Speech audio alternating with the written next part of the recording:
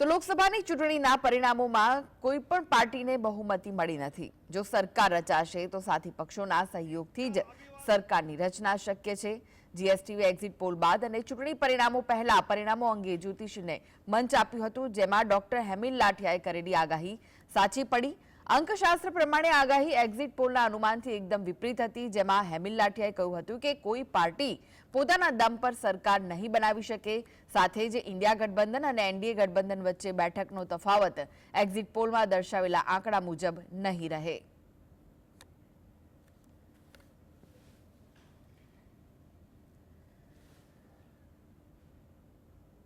તો આ ઇન્ડિયા ગઠબંધન અને એનડીએમાં જે ગોચરના ગ્રહ યોગ છે ને એ બળવાન બને છે। બળવાન બને છે એટલે બંનેની આપણે તુલના કરીએ ને તો મોટો ગેપ નથી દેખાતો। જે હમણાં આપણે એક્ઝિટ પોલમાં આંકડા જોયા એમાં મોટા ગેપ બહુ દેખાતા હતા, એવા આમાં અંક મુજબ આપણે ગણતરી કરવા જઈએ ને તો મોટા ગેપ બંને પક્ષમાં આપણે નિર્ણય લેવા જઈએ ને તો મોટા ગેપ દેખાતા નથી।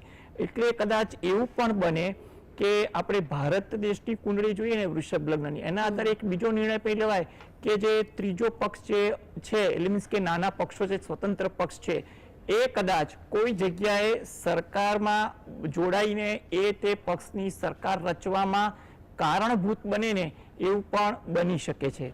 એટલે કે એ સ્થાનિક પક્ષ કદાચ થોડુંક આ વખતે પ્રદર્શન સારું કરે, સીટ વધારે લઈ આવે અને કોઈ જગ્યાએ એ કારણભૂત બને ને એવી સંભાવના વધુ બને છે।